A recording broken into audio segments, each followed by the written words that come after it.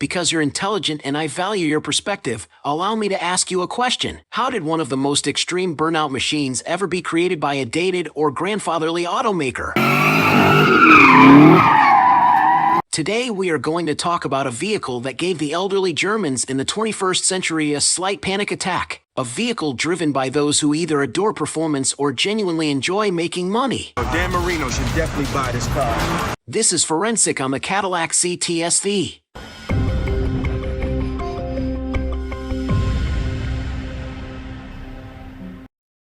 Taking it back to the early 2000s, Cadillac was trying to figure itself out. Cadillac introduced a new design philosophy for the 21st century called Art and Science, which it states incorporates sharp forms and crisp edges, a form vocabulary that expresses bold, high-technology design and the technology used to design it.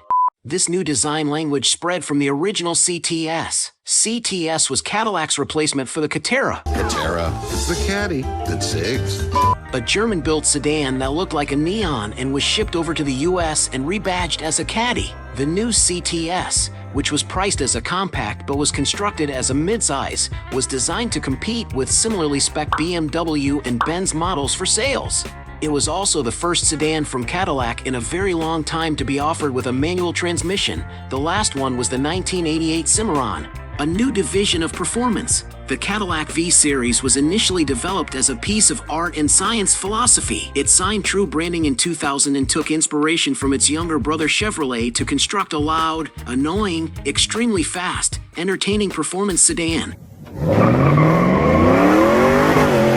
The letter V was chosen as a salute to post-World War II Cadillacs that featured a V-shaped ornament below the crown wreath logo. The shape itself was never recognized as a letter back then. Cadillac CTS V, the first vehicle in the V series, made its debut in 2004. The 400-horsepower Corvette in a suit, which was the most powerful car Cadillac had ever introduced at the time and only came with a good old stick next to the knee. They took the power plant out of the C5Z06 Corvette, a 5.7-liter 400-horsepower V8. Yes, this car received the LS treatment with 395 pound-feet of torques. You got cruising from a standstill to 60 in 5.3 seconds and busted out the quarter mile in the high 13s. The luxury muscle car built on American soil, this new V took aim at the German-built BMW M5, Audi S6, and Mercedes-AMG E-Series. Four-door Z06, as some called it, had more than just a big beefy motor stuffed under the hood. It got a Tremec T56 6-speed manual transmission, also from the Z06, got independent rear suspension, it got 4-piston Brembos with 14-inch rotors, and it got 18-inch wheels. This car was the real freaking deal. Inside the V got a different instrument cluster, got better seats, and a very long throw shifter. Compared to typically early 2000s GM interior standards, this one had a really nice interior. And while it wasn't necessarily the fastest trip around the Nürburgring, the first-gen CTS V got around the 12.9-mile-long course in 8 minutes 19 seconds. Now to put that into perspective, the M5 completed it in 8:20.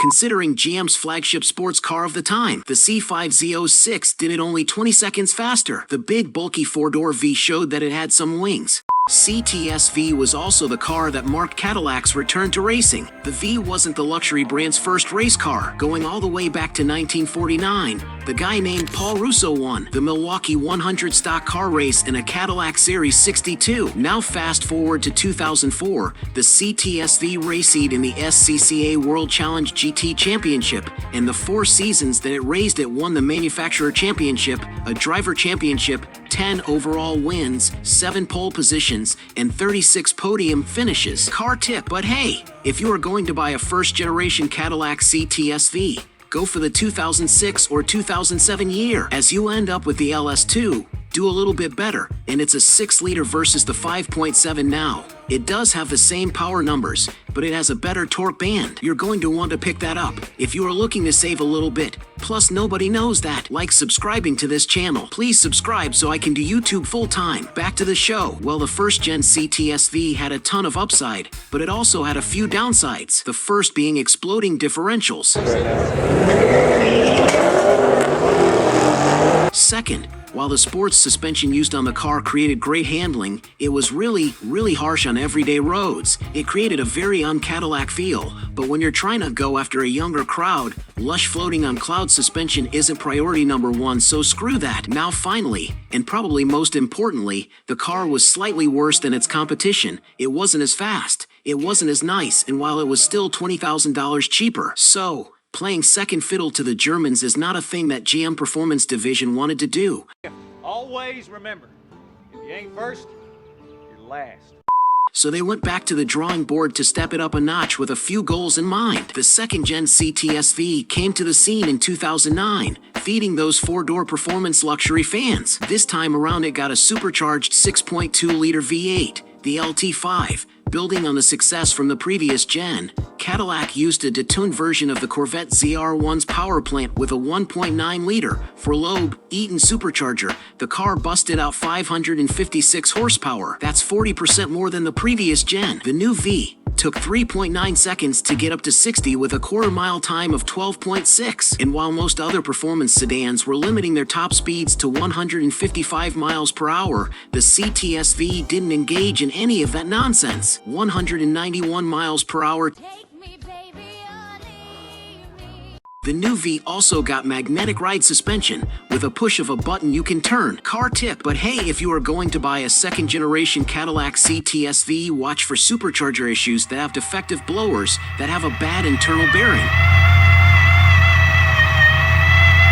It's super common, and the best way that you can hear it is when it's at idle. If you're looking to buy one, listen to it. You'll be able to recognize if it got fixed or not, and then you can actually easily write down on the price. Magnetic shock absorbers can age and need to be replaced. They can be pricey. You're gonna want to listen to any sort of stress noises when driving one around.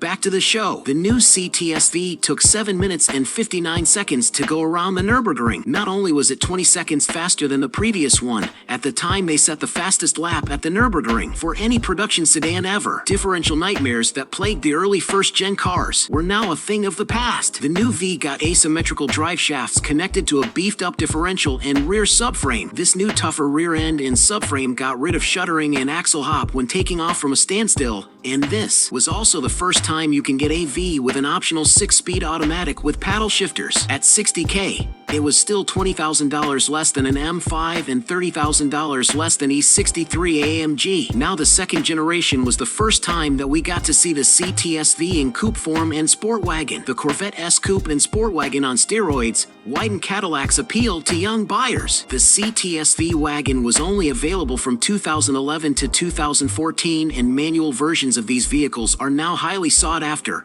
probably because it's the last time you'll ever see a manual wagon from GM, or, honestly, most manufacturers. In the true spirit of going bigger and better, the third final generation of the V got equipped with the most powerful production engine ever offered in a General Motors vehicle. The 6.2-liter supercharged LT4 put out 640 horsepower. That's only 11 fewer than a Ferrari Enzo. 2019 marked the end of an era for the CTS V. In fact, the CTS isn't going to be available at all. The final example is a 2019 model year vehicle, which rolled off the assembly line finished in black raven gloss, with a VIN ending in K0148662. The Cadillac CTS was discontinued to make way for the Cadillac CT5, which indirectly replaces the CTS.